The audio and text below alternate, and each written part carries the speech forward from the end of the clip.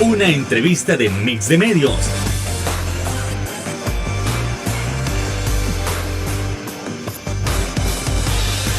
Que aborda frontalmente los problemas de El Salvador con los verdaderos protagonistas y plantea soluciones.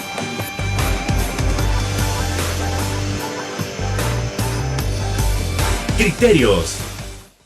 Hola, hola, ¿qué tal? Muy buenas noches, sean todos y cada uno de ustedes bienvenidos a una nueva emisión aquí en su programa Criterios para seguir comentando sobre esos temas tan importantes para las y los salvadoreños. Bueno, en esta ocasión no vamos a ver de menos el ramo de la salud, ya que es altamente importante cada uno de esos temas para mantener nuestra condición y desde luego prevenir diferentes situaciones. Entonces, para esta ocasión vamos a estar tocando ese tema tan importante como lo es el cáncer de próstata.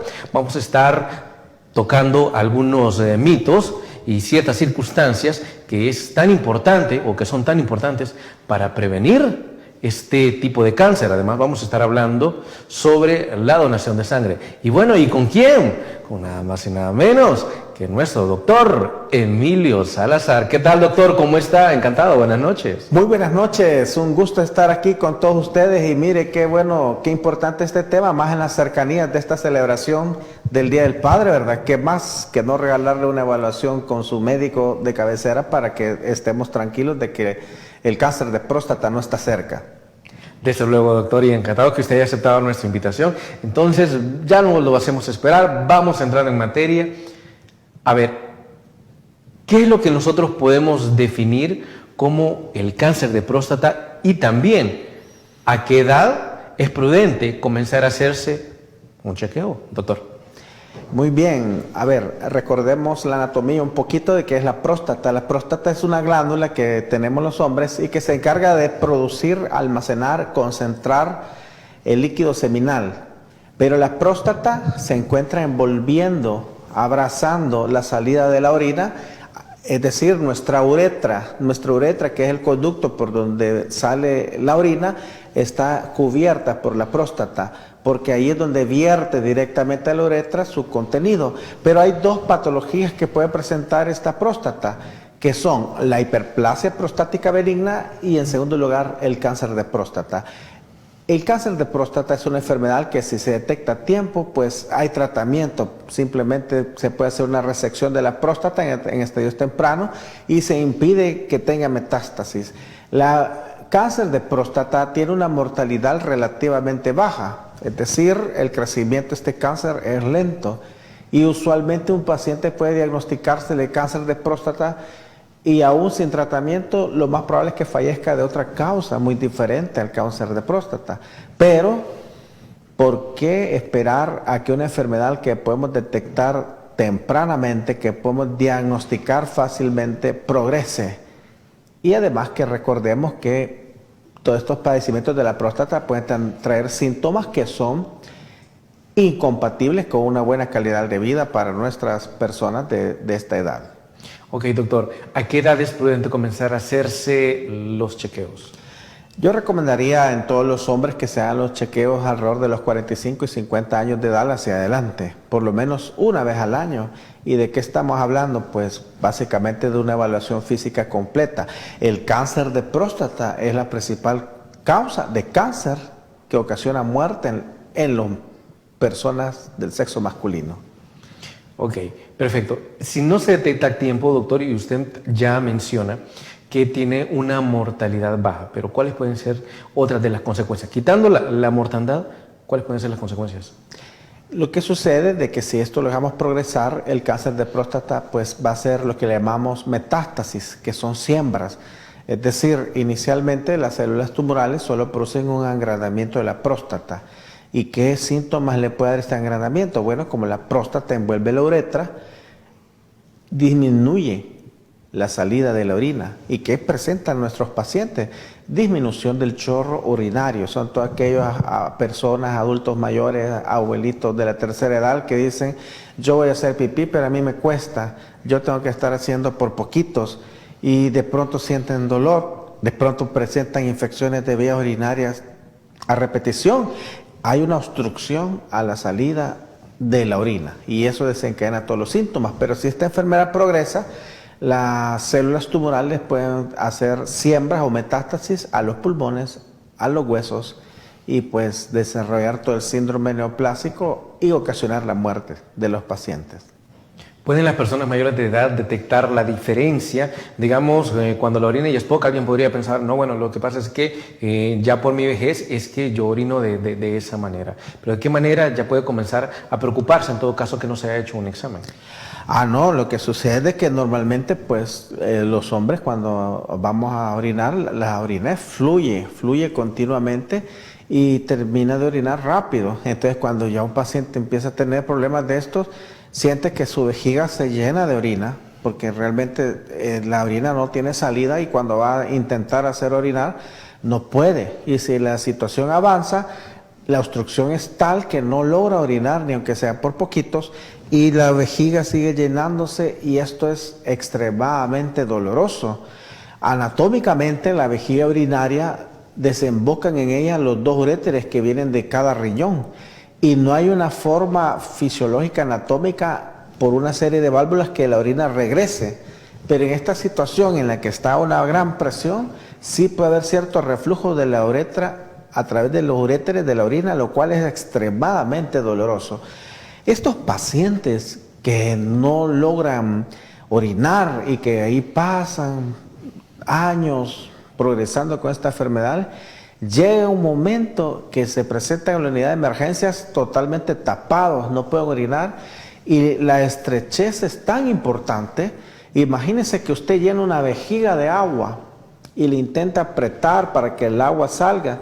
Si no hay obstrucción, usted vacía la vejiga libremente, pero al haber una obstrucción, cuando usted aprieta, eso no puede salir. E incluso, ¿qué hacemos para aliviar los síntomas? Pues colocar una sonda, un catéter, un tubito de un material especial, una sonda transuretral que la pasamos a través de la uretra, a través del pene, para poder descomprimir esta vejiga. En los casos severos no pasan las sondas, no pasan. Incluso a veces guiados por un urólogo, estas sondas no logran pasar porque la próstata ha logrado cerrar por completo la uretra. Son situaciones bien difíciles que hemos de evitarlo. En el peor de los casos, para lograr descomprimir la orina, porque eso es una urgencia, es una situación que no puede esperar, lo que se hace es una operación pequeña por arriba de la región púbica, se hace una heridita en la piel y a través de eso llegamos hasta la vejiga y ahí se coloca directamente bajo visión directa en la vejiga la sonda, eso le llamamos cistostomía. Pero todo esto lo podemos evitar y de eso trata esta información. Si usted tiene una disminución del chorro urinario o aún en ausencia de síntomas, usted tiene que hacerse un chequeo con su médico, que por supuesto es incómodo el tacto rectal, ¿verdad? Es incómodo que, miren, me van a hacer un tacto rectal, pero ese tacto rectal, aunado a otra serie de exámenes que tenemos, pueden salvarle su vida.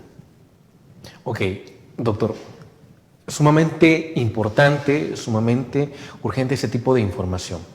Mucha gente se preguntará también si toda inflamación de la próstata, en este caso, automáticamente podemos decir que es cáncer o podría ser otra condición.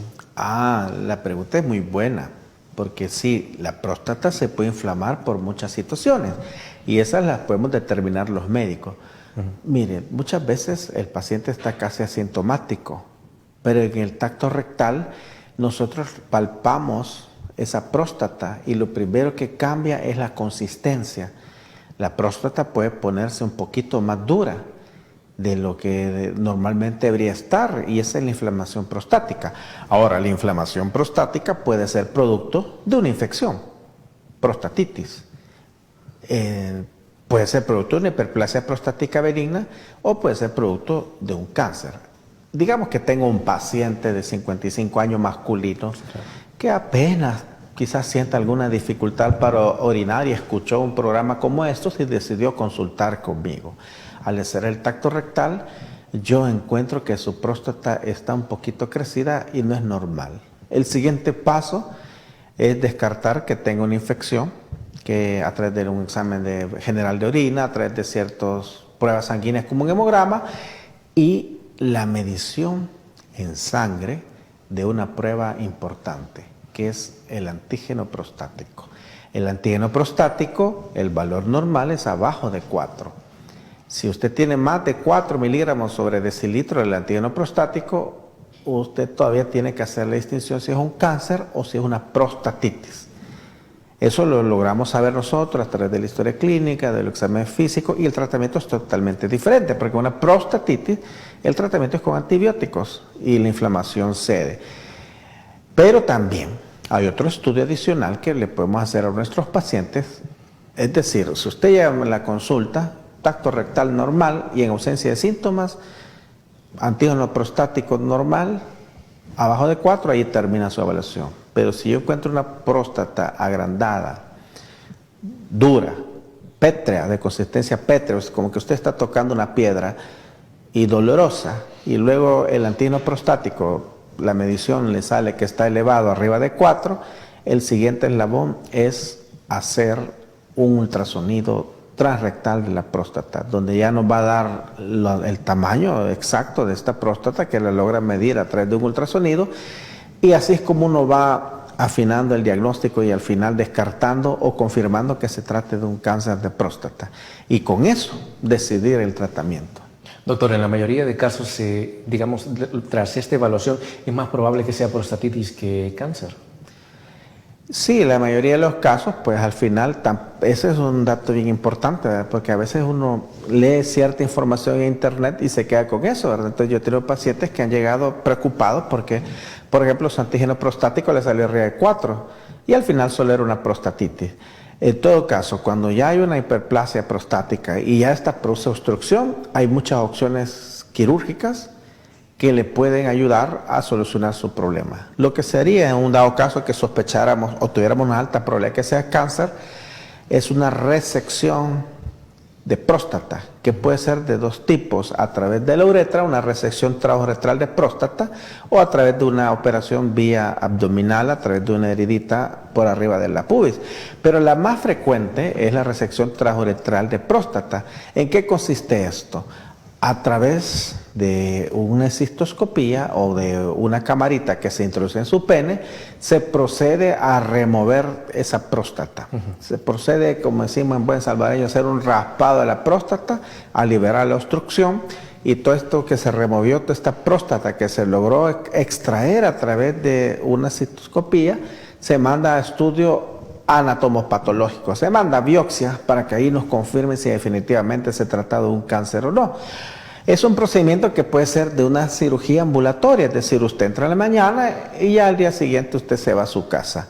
Sí, por la técnica usted tiene que mantener la sonda pues un par de días, un par de semanas, mientras la uretra vuelve a cicatrizar, y luego la sonda se retira y usted ya queda orinando normal, sin ningún síntoma. Ok, perfecto, doctor. Nos vamos a trasladar a nuestra primera pausa comercial. Le dejo plantear la pregunta: ¿quiénes son las personas que tienen más probabilidades de padecer cáncer de próstata? Eso luego de la pausa comercial. Ya volvemos.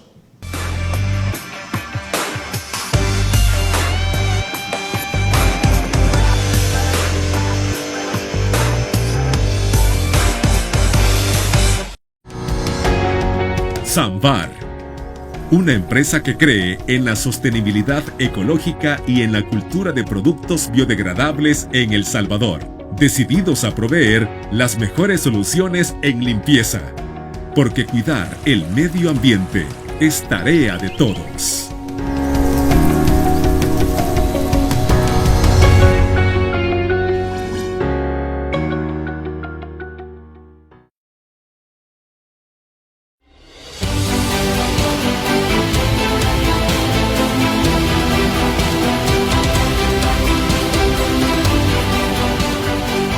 Nuestro compromiso, nuestra pasión, son algunas de las cosas que nos caracterizan como salvadoreños.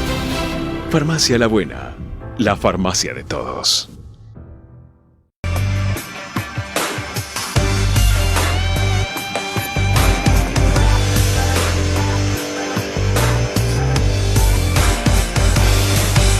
Ya que estamos hablando sobre ese tema tan importante, tan fundamental como lo es el cáncer de próstata, nosotros preguntamos ahora, ¿quiénes son las personas que tienen más probabilidades de padecer un cáncer como este? Doctor. Bueno, personas del sexo masculino arriba de los 50 años de edad, personas que también se asocian con tabaquismo y alcoholismo, son las personas que están en el grupo etario de mayor riesgo de padecer de un cáncer. Tiene una mayor probabilidad, o sea, usted próstata. consume alcohol, usted consume tabaco, tiene mayor probabilidad de cáncer de próstata. Así es. Lamentablemente estas situaciones se relacionan, ¿verdad? Es decir, estamos hablando de factores múltiples para que esto se desarrolle. ¿Qué más? Aparte de qué personas están en riesgo, digamos, o únicamente es que usted consuma alcohol y tabaco. La verdad que es una situación que se relaciona con la edad, que es parte de los cambios hormonales que tenemos los hombres, ¿verdad? La exposición por tantos años a altos niveles de hormonas hacen que finalmente la próstata pueda crecer y aumentar de tamaño y cambiar. ¿Podríamos hablar de factores genéticos? La genética sí está ligada, pero no está presente en todos los casos. Es decir, digamos, si mi padre y mi abuelo tuvieron cáncer de próstata, no es como que igual de probable que yo pueda desarrollar uno en el camino. Lamentablemente, casi todos los cánceres siempre tienen un factor genético que está ligado a la herencia. A veces podemos traer en nuestros genes cierta predisposición a padecer ciertas enfermedades, y factores ambientales pueden al final hacer que estos genes se expresen, y sí hay una relación genética con el cáncer de próstata. Ok, ¿tienen algo que ver también los factores ambientales? Bueno, aparte del consumo del tabaco y el alcohol, no hay un factor ambiental específico que nos ayude a predecir la probabilidad de que un paciente tenga cáncer de próstata. Ok, para aquellas personas que se preguntan si pueden haber factores sociales como el estrés o el sedentarismo. El cáncer de próstata, pues sí está relacionado indirectamente, ¿verdad? Y muchas enfermedades, el sedentarismo, el estrés, los niveles de estrés, bueno, la Organización Mundial de la Salud define el estado de salud como el bienestar físico-social, sí. Y no solo la ausencia de dolencia, sino que un buen estado mental. Entonces, definitivamente, no solo el cáncer de próstata, sí muchos otros tipos de cáncer en otros órganos están relacionados directamente con los niveles de estrés y con el sedentarismo. Por eso se habla de los cambios en los estilos de vida que pueden llevar a que nosotros tengamos una mejor salud. Ok, doctor. Cuando ya se ha detectado el cáncer de próstata, entendemos que existen entre 3 y 4 estadios, si no me equivoco. ¿Cuáles son las características de cada una de esas etapas? Los estadios se basan en base a 3 situaciones. Uno, el tamaño del tumor. En segundo lugar, a la presencia del tumor en ciertos ganglios linfáticos.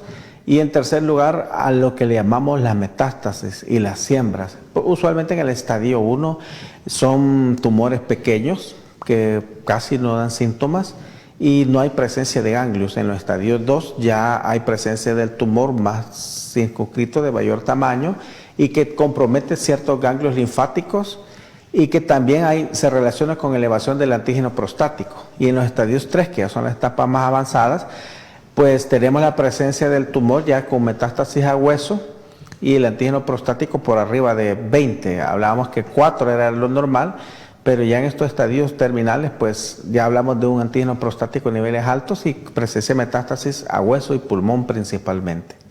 Es decir, que logramos identificar que hay tumores ya en hueso y tumor pulmonar. Ok, doctor, en el estadio 1, ¿cuál sería el tratamiento? Mire, en el estadio 1, pues, al identificar que es un cáncer, lo que procede es la resección de la próstata. La resección de la próstata. Y igual en todos los 3 estadios, pues lo que procede es a quitar esa próstata, mandar la biopsia y ver si procede a iniciar alguna quimioterapia específica. Desde el estadio 1. Desde el estadio 1 se retira la próstata y en conjunto con los oncólogos se valora si va a necesitar quimioterapia o no, dependiendo de la presencia de la metástasis. Que en los estadios 1 no tenemos metástasis, pero sí siempre hay una opción, ¿verdad? Que estos casos los manejamos en conjunto con los oncólogos y ellos definen si procede alguna terapéutica adicional, ya sea quimioterapia o radioterapia. Ok, ¿qué ocurre en el estadio 2, doctor? En el estadio 2, pues ya no solo está circunscrito a la próstata, sino que ya hay ganglios Ya las células tumorales han viajado a los ganglios linfáticos de la región inguinal, de la región axilar, y ya tenemos nódulos de mayor tamaño que pueden ser identificados al tomar biopsia de estos ganglios.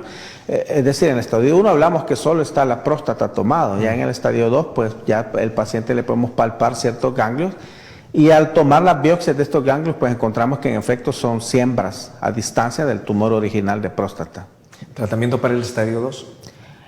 ¿Se Bueno, mantiene que igual que en el primero o es diferente? Lo que sucede es que en el estadio 2 pues hay que resecar la próstata, y ahí sí definitivamente la quimioterapia podrá tener algún papel que jugar importante, ¿verdad? Ahora bien, ¿cuánto tiempo pasa del estadio 1 al estadio 2? Este cáncer evoluciona muy lento, puede tardar hasta alrededor de 10 años. Tiene una evolución lenta, y eso nos da una ventaja que lo podemos detectar antes de que estos progresen a estos estadios tan complicados, ¿verdad? Y por eso entiendo que es la recomendación de cuando se llega a los 40, 45, comenzar a hacerse las evaluaciones por este lento proceso que usted mismo menciona. Así es, tenemos que hacer una evaluación por lo menos anual o cada 2 años, ¿verdad? Y no solo de próstata, sino que buscar otros tumores también, ¿verdad? Pero sí, en el sexo masculino es muy importante la evaluación, así como lo es para una mujer, por ejemplo, la citología anual. Lo que sucede es que a veces los hombres, pues, por situaciones de pena o incomodidad, pues no buscamos hacer una evaluación de próstata, porque sabemos que el pilar del diagnóstico siempre empieza con un tacto rectal. Ok, doctor. En el estadio, ya tocamos los primeros 2 estadios. ¿Qué ocurre en el tercero? Bueno, en el tercero ya la metástasis o siembra es a pulmones, a tejido óseo. Son órganos que están a distancia de la próstata. Un paciente de esta naturaleza no solo va a tener los síntomas de la obstrucción uretral, sino que pueden presentarse como fracturas patológicas. Es decir, fractura patológica es una fractura que no logramos explicar. Por ejemplo, si alguien se cae y se fractura, pues obvio, es una fractura que está relacionada con una caída, pero que de pronto él estaba en reposo y hizo un medio esfuerzo y se fracturó el fémur, la tibia, y al evaluar este caso, pues pueden ser fracturas patológicas que vienen derivadas de una metástasis a hueso. Y en el pulmón, pues a medida que el tumor va infiltrando las células pulmonares, pueden haber signos de dificultad respiratoria, de falta de oxígeno. En los exámenes de radiología se logran identificar las lesiones tumorales, pero el tumor original no está en el pulmón, sino que viene de la próstata. Y finalmente, doctor, estadio 4, que entendemos que es el más grave. Sí, ahí es cuando hay ya diseminación en todos los órganos, diseminación linfática, diseminación en la sangre, y bueno, ahí ya son casos terminales, ¿verdad? Casos ya más difíciles, pero es lo que no queremos ver, ¿verdad? Y es muy raro realmente que los pacientes lleguen a desarrollar el estadio 4, ¿verdad? Pero puede suceder. ¿En qué estadio se detectan la mayoría de cánceres? En el estadio 1 y 2, por ahí anda la mayoría por los síntomas que da. Lo que lleva al paciente a la consulta es la incapacidad para orinar y el dolor. Entonces usualmente pues logramos detectarlos, la mayoría de los casos, hasta en un 70% en los estadios iniciales. Ok, doctor. Vámonos metiendo brevemente en lo que son los mitos sobre el cáncer de próstata y específicamente sobre la manera de diagnosticarlo, doctor. ¿Cuáles son algunos de los que usted ha podido observar o de los que ha podido escuchar? Mire, lo principal que tenemos en la población masculina es el temor, ¿verdad?, a tener una exploración rectal, ¿verdad?, que es incómodo, que es doloroso, etcétera. Empecemos por ahí. En efecto, para nuestros amigos televidentes, en efecto, ¿es doloroso hacerse el chequeo, la evaluación del cáncer de próstata? Realmente no. Realmente puede ser incómodo, ¿verdad? Son unos segundos, ¿verdad?, unos segundos valiosos, porque permiten al médico, pues, no solo reconocer la próstata, sino que identificar otra serie de estructuras que podemos palpar a través de un tracto rectal, de bajo costo, no es invasivo, de que va a producir una herida o algo, ¿verdad? Simplemente es un examen incómodo, pero que debe hacer rutinariamente, pues, cada año o cada 2 años en la población de estos grupos etarios, ¿verdad? Realmente no creería yo que sea doloroso. Ok, número 1. Número 2, doctor. Esto nada más es un tacto que se hace con la mano, es decir, a los hombres no se les introduce ningún instrumento. No. Como un espéculo, ¿verdad? Sí, así es. No, es un tacto rectal, nada más es la introducción de un dedo para palpar, ¿verdad? Ahora, sí existen los coloproctólogos, ¿verdad? Tienen anoscopios para ver otro tipo de lesiones, como hemorroides, tumores del recto, etcétera.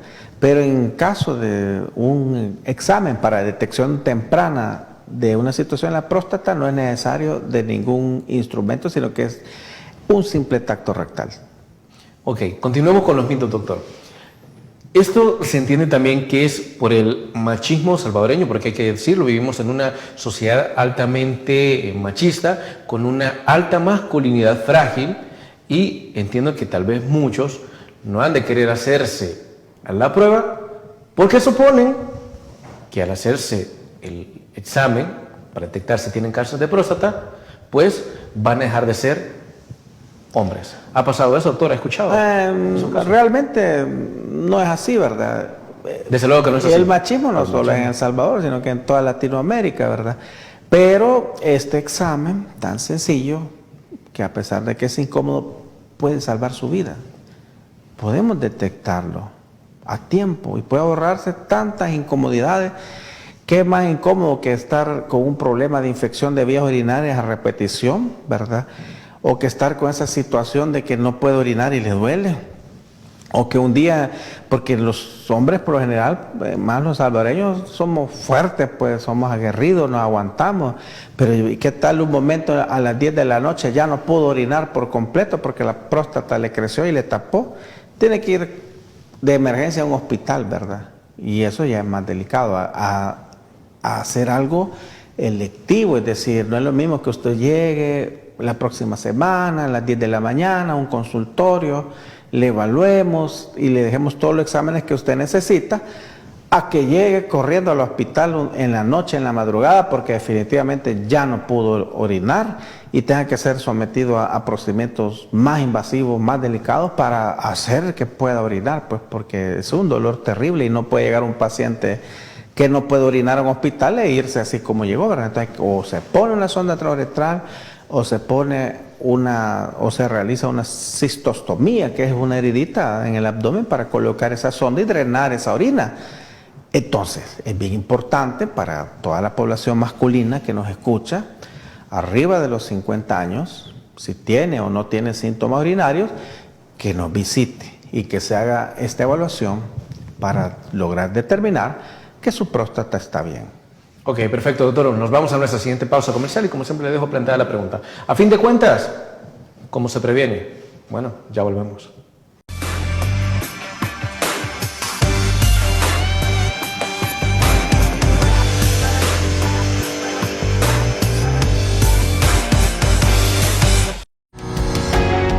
Samvar, una empresa que cree en la sostenibilidad ecológica y en la cultura de productos biodegradables en El Salvador, decididos a proveer las mejores soluciones en limpieza, porque cuidar el medio ambiente es tarea de todos.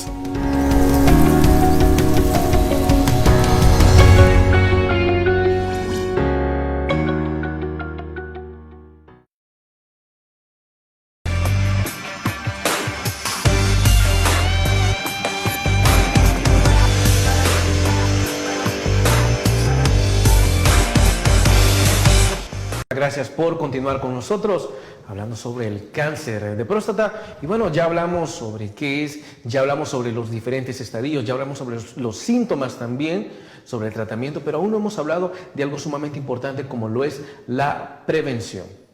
Doctor, ¿cuáles podrían ser los pasos? Esta es una situación bien difícil porque hay pocas medidas que podemos tomar para prevenir el cáncer de próstata. Por poner un ejemplo, el cáncer gástrico, pues aparte de la genética, está relacionado que los irritantes, los chiles, las malas horas de comida, todo eso. Hay cosas que uno puede hacer para prevenir el cáncer gástrico. Ahora, el cáncer de próstata, básicamente lo que se recomienda es los estilos de vida saludable en cuanto a mantener una buena alimentación, sí, a mantener un buen peso dentro de lo ideal y mantener una actividad física. También se habla de la vitamina E, la ingesta de vitamina E y de suplementos de selenio, pero no hay mucho en sí que podamos hacer para prevenirlo, sino que la estrategia terapéutica va en la detección temprana de este cáncer. Ok, perfecto, doctor. Creo que hay que mencionarlo, y ya que también vivimos en una sociedad donde cualquier cosa parece tabú, y por ahí se menciona, la masturbación puede prevenir en cierta medida el cáncer de próstata. No hay datos así médicos que relacionen esto, ¿verdad? Es la masturbación una práctica normal, ¿verdad? Que está descrita desde las tempranas edades de los niños, adultos, etcétera. Pero en sí no hay un dato científico que... No hay un dato científico que diga que eso lo puede prevenir o que pueda reducir el riesgo de padecer cáncer de próstata. No hay un dato científico que nos relacione esto con la prevención del cáncer de próstata. Ok, doctor. Otro dato que se me escapaba también, que es parte de los mitos, para las personas que son diagnosticadas en efecto con cáncer de próstata, mencionan, no, bueno, entonces, doctor, entonces, ¿será que yo después de los 40, después de los 50, que ya me han detectado cáncer, y que para aquellos que siguen manteniendo una vida sexual activa, también se acaba esa parte de la vida, doctor? No, porque la próstata solo es una glándula que acumula y concentra. Nuestras hormonas masculinas las producimos en nuestros testículos, es decir, la producción de testosterona y de las hormonas que nos hacen dar los rasgos de la masculinidad no se producen en la próstata.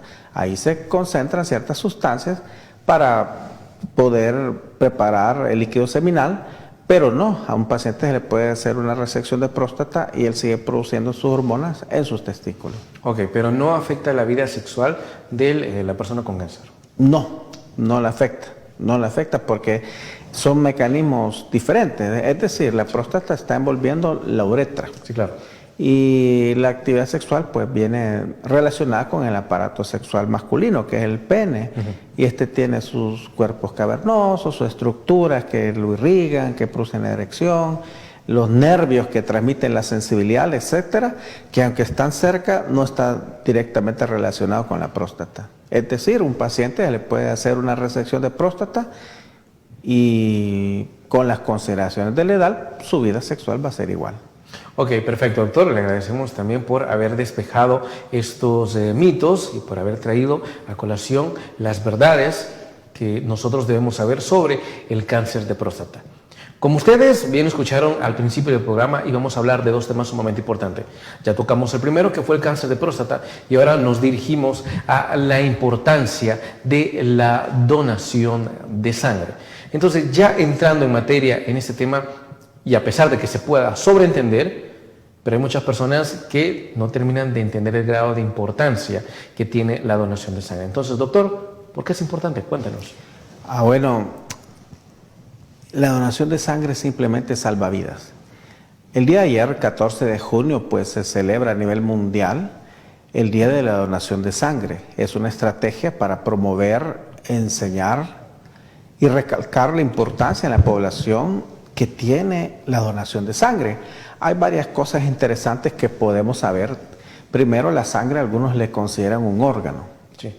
En segundo lugar, la sangre no es un producto comercial. La sangre no se vende. En ningún país del mundo se vende la sangre. Lo que se paga cuando usted va a un hospital privado y le transfunden son, si acaso, las pruebas que se le hacen a esta sangre, los catéteres, la bolsa, pero en sí la sangre no tiene un valor comercial al nivel mundial. Esto hace que la donación de sangre sea un acto 100% altruista, destinado a salvar vidas. Cuando usted dona sangre, usted demuestra que ama a su prójimo, porque le está dando a una persona que usted desconoce algo muy propio y sobre todo le está salvando una vida. ¿Para qué sirve la sangre? Para salvar vidas en situaciones de pacientes críticamente enfermos que por alguna razón, hemorragia, infección severa, destrucción de sus componentes sanguíneos, necesitan de la sangre. La sangre lleva muchos componentes. Cuando usted dona una unidad de sangre, de esa sangre le pueden extraer los laboratorios, ya sea glóbulos rojos empacados, es decir, hacer un concentrado solo de glóbulos rojos, que son los que transportan el oxígeno.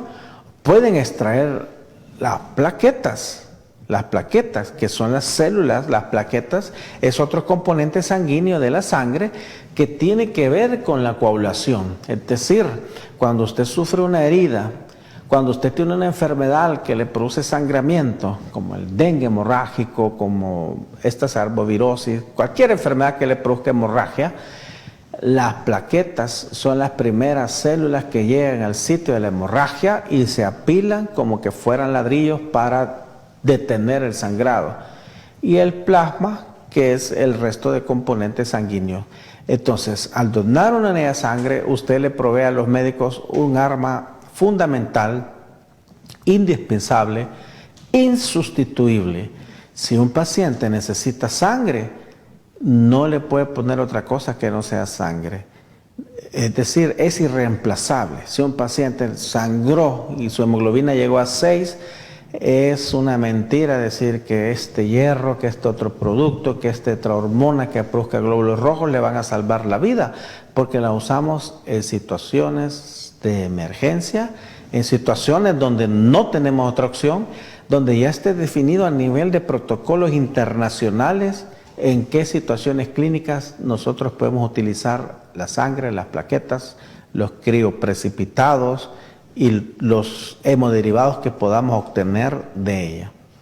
Sin importar el tipo de sangre, ¿todas las personas pueden donar, doctor? Sí, de hecho, todas las personas pueden donar, y ahora que estamos celebrando este día de la donación de sangre y que se motiva a las personas a que donen, sobre todo aquellas personas que tienen grupos de sanguíneos que le llamamos raros.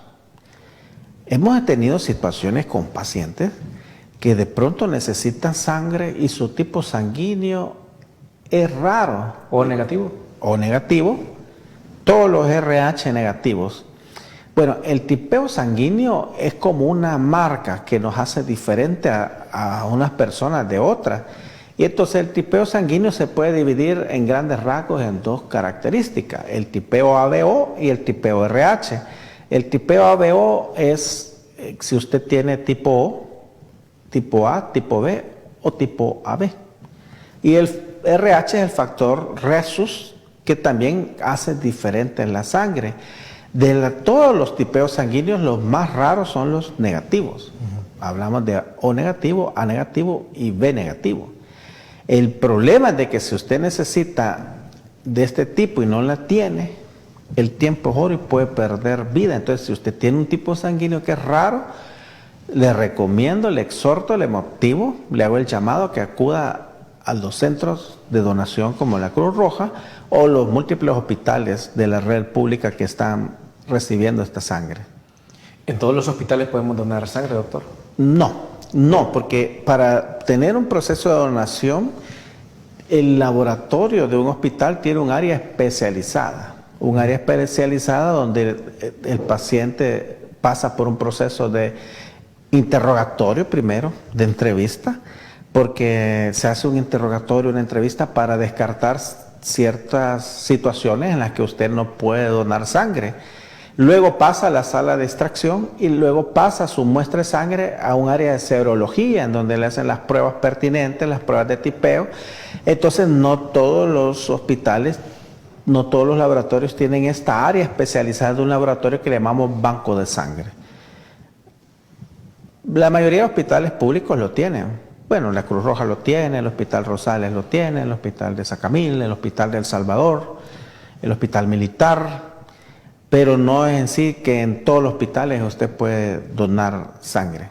Ok, doctor, ¿cuál es el proceso para donar sangre? Bueno, tiene que empezar con la preparación del paciente y tiene que empezar por saber qué personas pueden donar, porque hay ciertos criterios que deben cumplir las personas para ir a donar sangre. Ok, doctor, me encantaría que pudiera hablarnos de esos criterios de quiénes pueden donar sangre y quiénes no, pero no sin antes irnos a nuestra siguiente pausa comercial. Ya volvemos.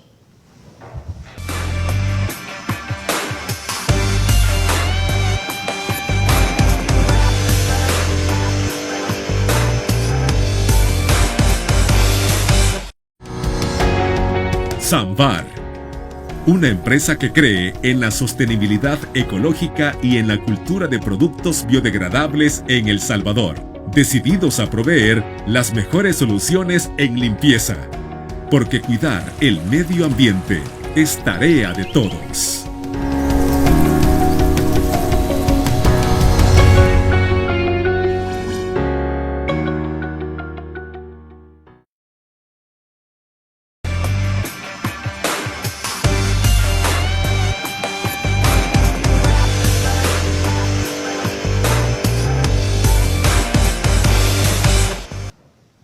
Y en el contexto de la conmemoración y celebración del Día Mundial de la Donación de Sangre, nosotros también nos preguntamos, ¿qué personas están capacitadas o aptas para donar sangres y quiénes son aquellas que no pueden hacerlo? Doctor. Bueno, la pregunta es bien interesante y bien precisa, porque sí tenemos que saber qué personas podemos donar, qué condiciones debemos cumplir, qué otras condiciones nos dicen y no son necesarias.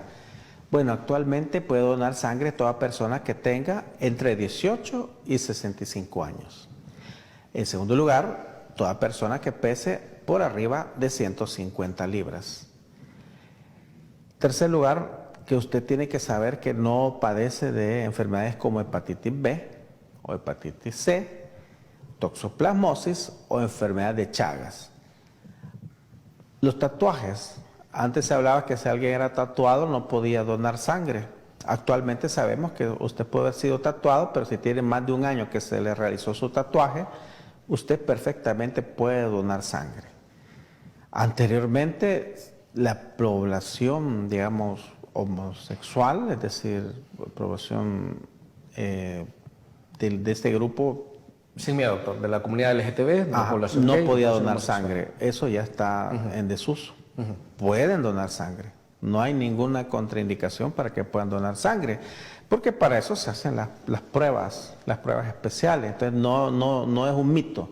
Ya no se discrimina o se tipifica a estas personas como que no sean candidatos a donar sangre. ¿Qué va a hacer usted un día antes de donar sangre? Bueno, no es necesario ir en ayuno, sino que tiene que tener una comida ligera. Tiene que tener una comida ligera, baja en grasas idealmente, y un desayuno tranquilo, ¿verdad? Porque si no, por los nervios, y si no ha comido, pues le puede dar un su desmayo y caer allí, pues, pero por no haber comido. Entonces, antes, hace muchos años, se hablaba de que era en ayuno. Hoy no, puede ir a donar habiendo tenido un desayuno normal. Lo que sí no se permite que llegue ebrio, pues, o sea, que haya tomado alcohol el día anterior. Hablemos de otros grupos hipertensos. Pueden donar sangre y tomar sus medicamentos y ir a donar perfectamente sangre. Los pacientes diabéticos, todos los pacientes diabéticos, a menos que usen insulina. Si un diabético usa insulina, él sí no puede donar sangre, pero los diabéticos sí pueden ir a donar sangre toda vez no estén utilizando insulina. Entonces, pues, los criterios son bien amplios. Luego ahí le van a hacer una entrevista especial, ¿verdad?, de ciertas situaciones de riesgo. Lo que se pretende con todas estas evaluaciones es lograr reducir, como hasta ahora está, el riesgo de transmisión de una enfermedad infectocontagiosa a través de las transfusiones. La probabilidad de que usted adquiera una enfermedad infectocontagiosa a través de una transfusión es casi cercana al 0%, ¿verdad?, con todas las pruebas que se hacen, con todas las entrevistas. La transfusión de sangre hoy por hoy es un acto médico bastante seguro. Doctor, trasladémonos a lo que son los mitos.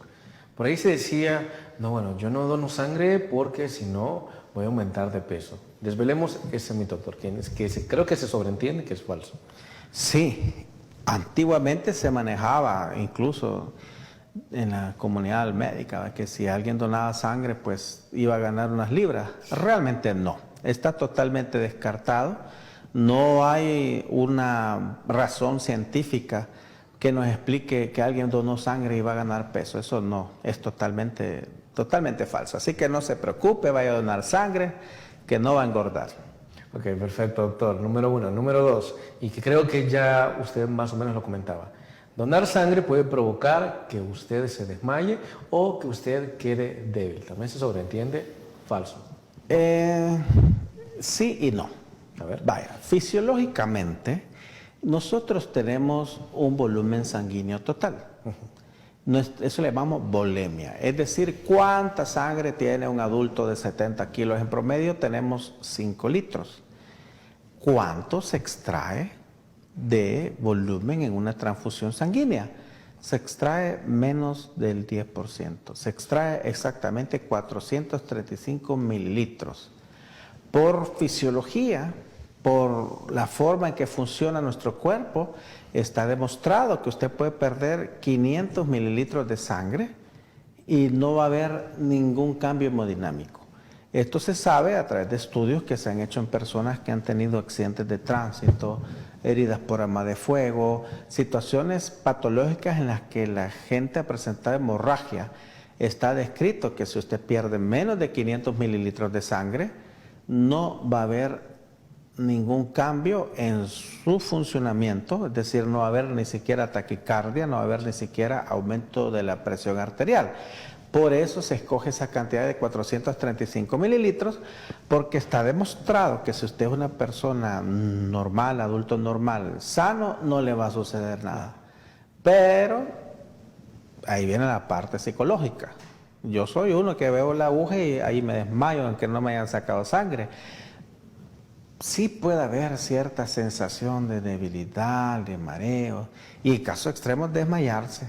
Por eso se recomienda una adecuada hidratación antes, durante y después de que usted done sangre. Tiene que estar bien hidratado y eso va a disminuir esa sensación de mareos y debilidad que pueda sentir. Pero fisiológicamente no pasa nada. Usted puede donar una unidad de sangre y puede tener la tranquilidad que su corazón va a funcionar bien, que sus pulmones van a estar bien y que lo más que puede sentir es una sensación de mareo y debilidad, tanto por la pérdida de líquidos, porque al perder sangre pierde agua, pero eso si usted está hidratado, esos síntomas disminuyen y puede continuar su vida normal. Ok, perfecto, doctor. Continuamos con más mitos. Luego de la pausa comercial. Ya volvemos.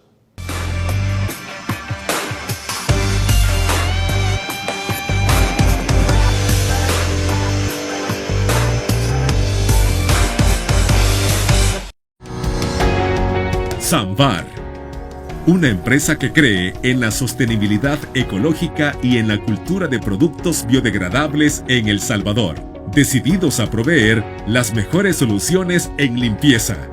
Porque cuidar el medio ambiente es tarea de todos.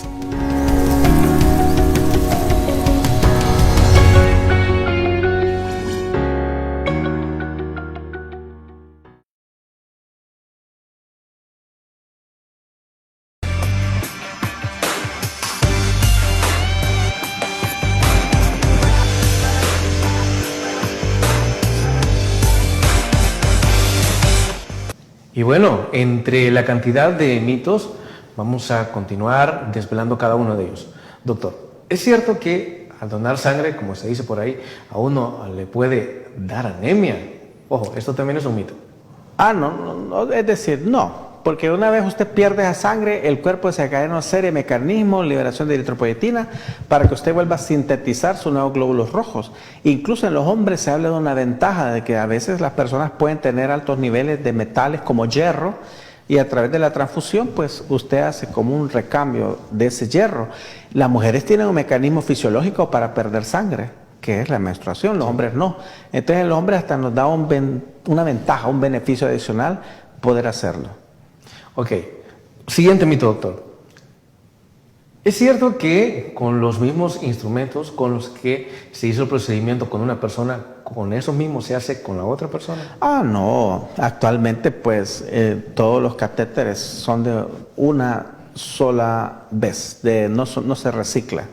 Son procedimientos totalmente estériles, sin probabilidad de contaminación de donador a donador. Ok. Siguiente mito. ¿Donar sangre es doloroso?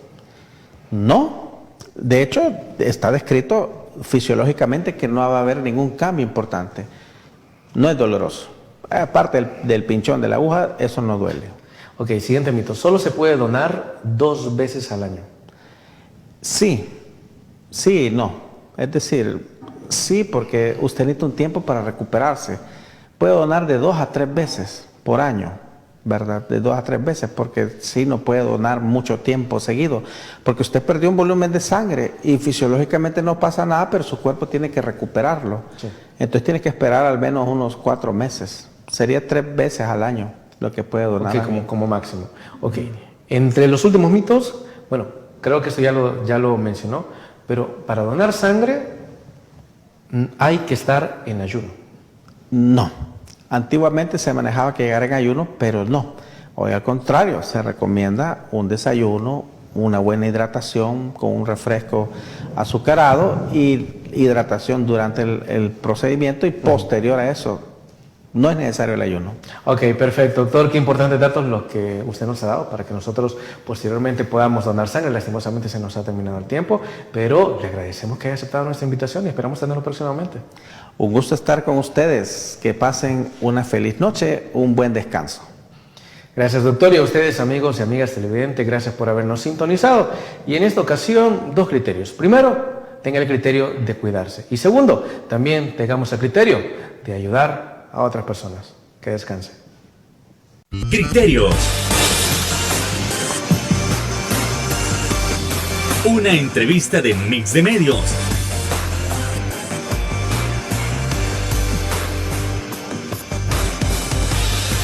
Que aborda frontalmente los problemas de El Salvador con los verdaderos protagonistas y plantea soluciones.